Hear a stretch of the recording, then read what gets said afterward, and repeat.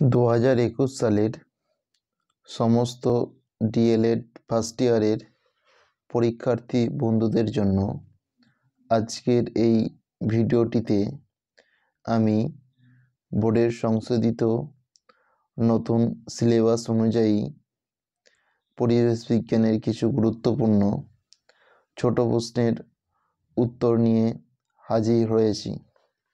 কাজেই ভিডিওটি প্রথম থেকে শেষ পর্যন্ত পুরোটা দেখার অনুরোধ রইল। তো চলো তাহলে শুরু করছি। তো আমাদের প্রথম প্রশ্ন, আচার্য জগদীশচন্দ্র বসু হলেন একজন ঐতিহাসিক, ভূগোলবিদ, রসায়ন বিজ্ঞানী, জীববিজ্ঞানী। তো আমাদের এখানে সঠিক আনসার হলো জীববিজ্ঞানী। এছাড়াও তিনি ছিলেন একজন পদার্থবিদ ও কল্পবিজ্ঞানী। তিনি জন্মগ্রহণ করেছিলেন বিক্রমপুরে 30শে নভেম্বর 1857 খ্রিস্টাব্দে।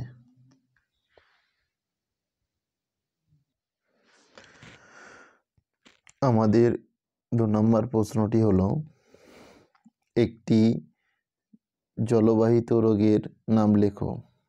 তো এখানে option A bronchitis, option B influenza, option C pneumonia, option D typhoid.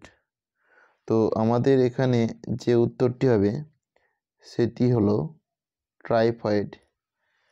এছাড়াও আরও কিছু জলবাহিত রোগের নাম আমাদের জেনে রাখা দরকার।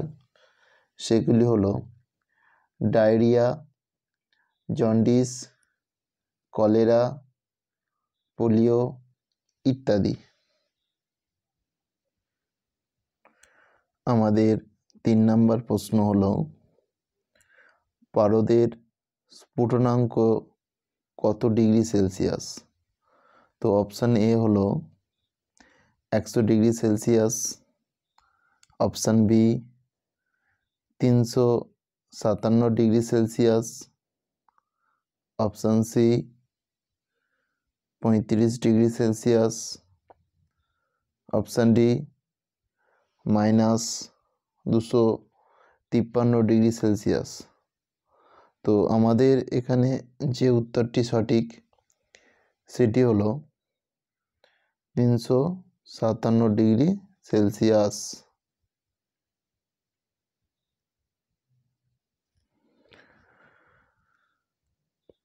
আমাদের 4 নম্বর প্রশ্ন হলো, শিক্ষা সহায়ক উপকরণ হিসাবে চার্ট একটি শ্রাব্য বস্তু, দৃশ্য বস্তু, ত্রিমাত্রিক বস্তু, শ্রাব্য বস্তু ও দৃশ্য বস্তু।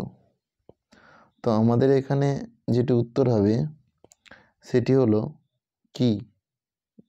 তোমরা প্রত্যেকে কমেন্টে এটা জানাবে।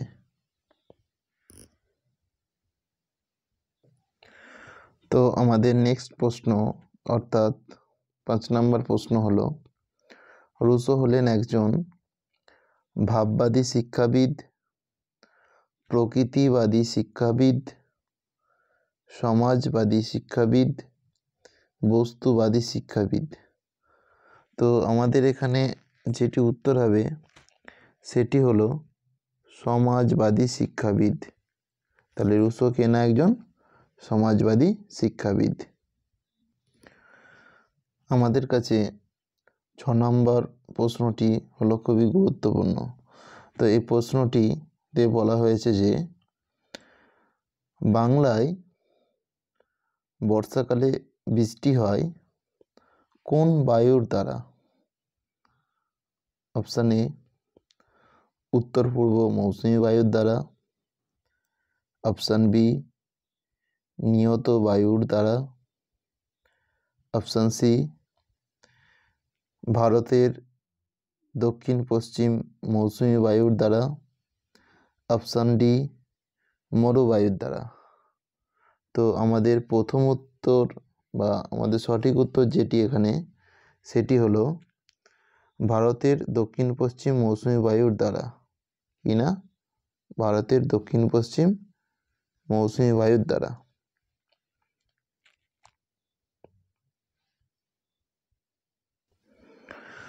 তো আমাদের কাছে 7 নম্বর গুরুত্বপূর্ণ প্রশ্নটি হলো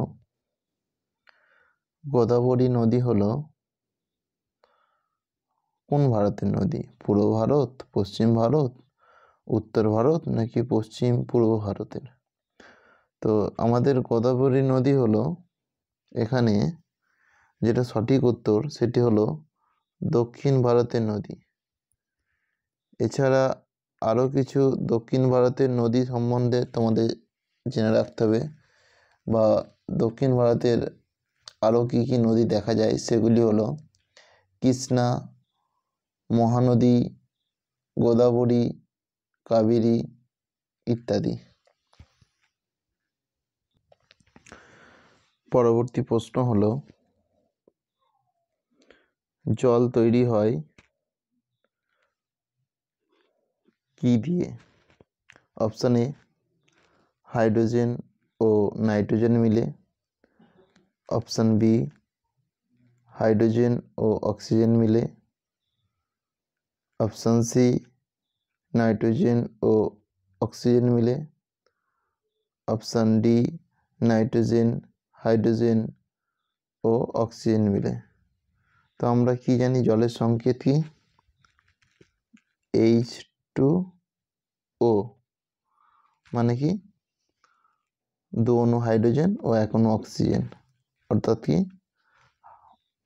হাইড্রোজেন ও অক্সিজেন দিয়ে। এটা আমাদের কোথায় আছে না? অপশান বি, অর্থাৎ 2 নম্বর অপশানে আছে। তো আমাদের কি উত্তর হলো না? হাইড্রোজেন ও অক্সিজেন মিলে।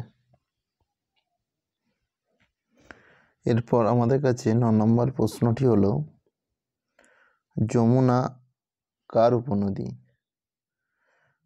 অপশান এ মহানদীর উপনদী, অপশান বি তাপ্তির উপনদী, অপশান সি গোদাবরীর উপনদী, অপশান ডি গঙ্গার উপনদী। তো যমুনা হলো গঙ্গার প্রধান উপনদী।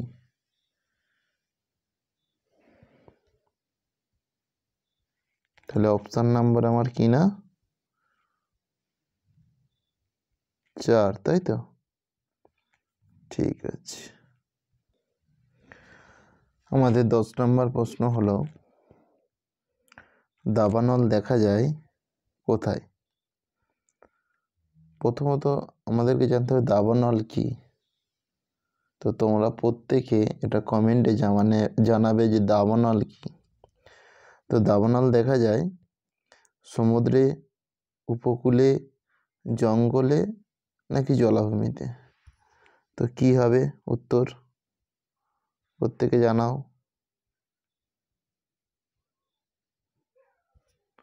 উত্তর হবে জঙ্গলে।